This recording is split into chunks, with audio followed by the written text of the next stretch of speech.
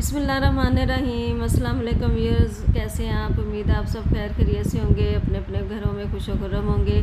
अल्लाह ताला आप सबको अपने ज़मान में रखे, आमीन सुम्मा आमीन। देखिएगा आज नमाज के फ़ौरन बाद जब सूरज निकलने लगा था तो कैसा खूबसूरत मंज़र था आसमान पे। तो मैंने कहा अपने व्यूअर्स से ज़रूर मैं शेयर करूँगी ये मंज़र। सीन बहुत ही अच्छा लग रहा था माशाल्लाह। अल्लाह ताला की बड़ाई और किबरियाई देखिए कि अल्लाह की हम कौन कौन सी नेमतों को जुटलाएंगे, यही सच है और यही हकीकत है। तो बहुत ही खूबसूरत नज़ारा मैंने अपनी विंडो में से जो देखा मैं आपके साथ शेयर कर रही हूँ। तो एक्सक्यूज़ कीजिएगा, बाहर एम्बुलेंस का शोर है काफ़ी, तो मुझे एक्सक्यूज़ कीजिएगा इसकी वजह से। तो बहुत ही खूबसूरत देखिए व्यू लग रहा है ना।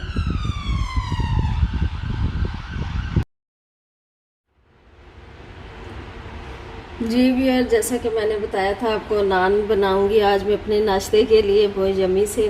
तो ये मेरे पास कुछ तिल हैं, ये मैं डालूंगी उसके ऊपर। तिल वाले नान बनाऊंगी मैं। थोड़ा सा पानी है जो पानी लगेगा और फिर उसके ऊपर की साइड पे, और थोड़ा सा ये मैदा है मेरे पास जिसके ऊपर मैं नान स्प्रिंकल करके नान बनाऊंगी। और आखिर में थोड़ा सा ऑयल या बटर लगा दीजिए आप। तवा बहुत तेज़ गर्म होना चाहिए, पैन या तवा जिसमें बना रही, इसलिए मैंने हीट होने के लिए रख दिया है ये। तो मैं अब अपने पेड़े बनाती हूँ, आपको दिखाती हूँ कैसे नान बनाने हैं। जी व्यूअर्स देखिएगा, ये मैंने राइस होने के लिए आटा रख दिया था। नान के आप इनफैक्ट डो बनाने तो मैं पहले आपको बहुत बार बता चुकी हूँ ना, तो इसलिए मैंने ये गूंद के रख दिया था। ये देखिएगा, इसका इतना ही नरम रखती हूँ मैं।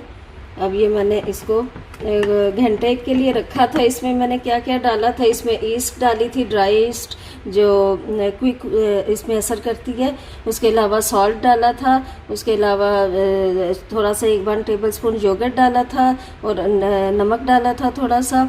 और इसको अच्छे तरीके से वार्म पानी से, नीम गर्म पानी से मैंने गूंद लिया था। ये तो ये देखिएगा किस तरह का ये, और भी राइस हो जाए तो अच्छा है। मेरे पास अभी टाइम नहीं था तो नाश्ते के वक्त इतना रात को रख दें तो और अच्छा है। गूंद के सुबह बहुत अच्छा नान बनेगा। तो इसके मैं पेड़े बना के नान बनाती हूँ आपके सामने, देखिएगा।